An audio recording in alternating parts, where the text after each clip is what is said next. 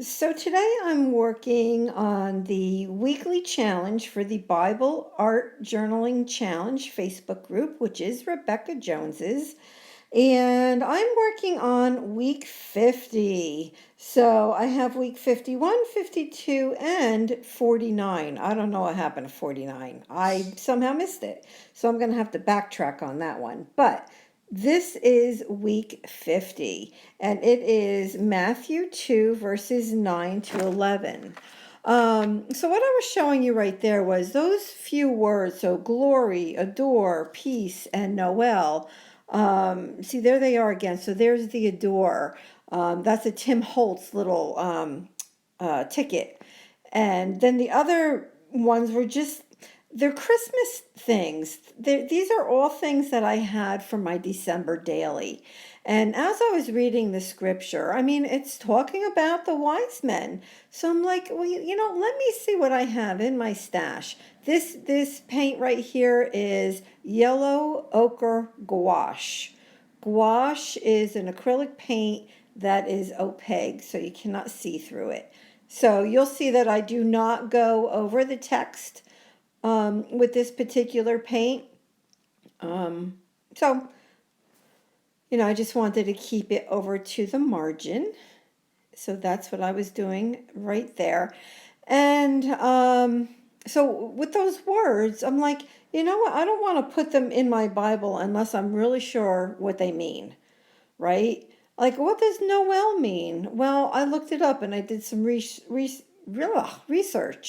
As the same with glory and peace and adore. And I just wrote it on the back of each of those papers. And here I'm just putting down some washi tape that somebody sent to me. So I'm very thankful for that. And then these wise men, I must have had in my stash, this has to be the third year.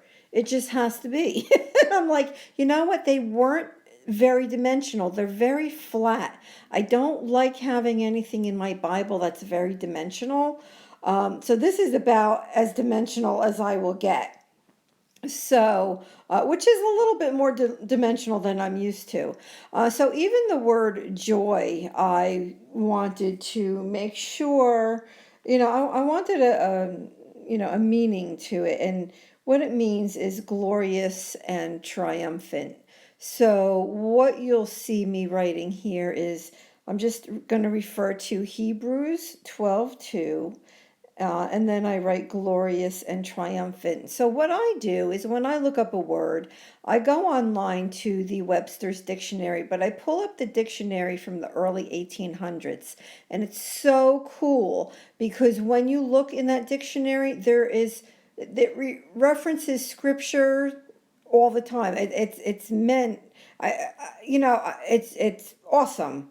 So if you have never done that, I can really recommend doing that because it not only tells you the definition of the word, but in the Bible, where is it used in that way?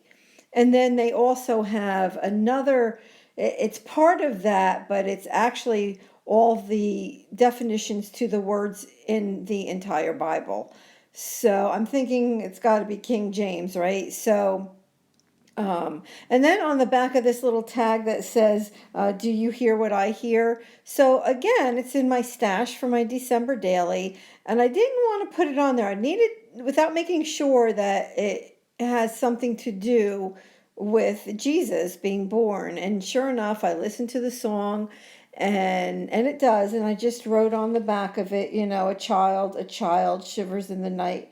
Let us bring him silver and gold. I just wanted to make sure that what I was using, fit the reason for the season, right? So, and they did. So I was pretty excited about that, and I learned. So I put this on here like a tip-in, and that's it. Easy peasy page. A lot going on, but very, very simple to do. And here I'm just going to show you again. And when I was writing on the backs of these papers, I never had the intention of actually putting it in the Bible to where you can see it. But then I'm like, well, why did I do all that work if I'm not going to show what they really mean? So that's why I did it as a tip in like that. So I hope that you enjoyed. If you haven't subscribed yet, please do and go check out Rebecca at the Bible Art Journaling Challenge Facebook group.